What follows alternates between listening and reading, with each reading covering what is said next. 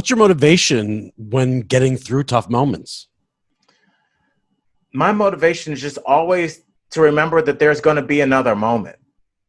That this can't be the end. Don't let this be the end. So I didn't want to let myself spiral, even though I definitely at one point did. When I lost my dad, you don't realize it at the time because, like, oh, I'll just have a drink to kind of forget about it. And next thing you know, you're like, I can't remember the last time I didn't have a drink, and then that's a problem. And I think being able to recognize and problem solve in the moment is so important for comics because we are put in positions that mortal men and women are not.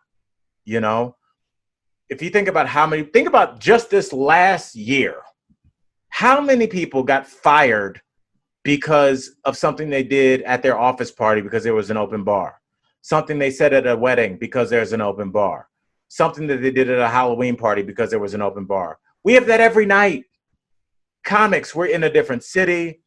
There's a tidal wave of alcohol and other bad decisions coming at you. You're lonely, you're bored, you're looking to connect, and it can lead you down a bad path. And so what you have to do as a comic is understand that you are the boss and CEO of you, and you need to treat it as such, that this is your business. You want to get drunk tonight? Great. What's that going to do to your morning? Are you going to be up making calls? Are you going to FaceTime with your manager and they'll tell that you're not there right at that moment? Do you think people don't see you? Do you think the industry doesn't talk about who you are and what you are and how reliable that you can be? People see things. Club owners talk. Comics talk. Audience members go on YouTube and, oh, I went to go see Al tonight. He couldn't even stand up. Like, that gets out there. That's your rep, bro. That's your company's rep. In the same way you can get fired from IBM for doing something on Twitter that reflects negatively on their company. It's even worse when it's your name attached to it. Yeah. You tweet something drunkenly. You say something stupid. You get caught on camera doing something inappropriate. I mean, it can be devastating because it's written in ink. The internet is written in ink. So I would say to any comic in a bad moment, accept it, understand it, sit in it, and understand it's going to suck for a while. It might suck for a long time. But the idea of trying to drink it away, the idea of trying to just, you're just going to be a rock and you're not going to let anybody in. You're going to be the tough person that just trudges through it and doesn't need help from anybody. I don't know if I've seen that work. I think you being honest about what's going on with you, if you've had 10 bad sets in a row, if you just did a club and they bumped you down to MC and flipped it, now the MC, like, that can be devastating to your ego. And just telling somebody like, hey man, I'm in a bad place right now, saying it out loud, it helps. And I think a lot of guys our age, and Richie, we saw them let this business swallow them. Yeah, it's very easy. I mean, every day there's new comics, there's comedians who drop out. Yeah. Yeah. And by the dozens. Yeah. And, that's something too. If you feel like you're not getting, how many guys, men and women have we seen that didn't drop out that probably should have, that probably would have been happier doing something else? Yeah. Just the idea of just taking it just because that's what you're supposed to do and that's what comics do.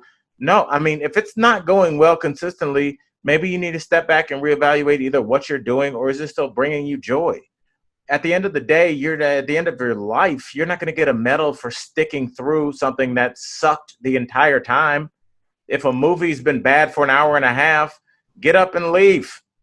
Go to another theater, do something else, but don't just sit there because you think like this is what comics do. We just have 4 bad years in a row. We really don't.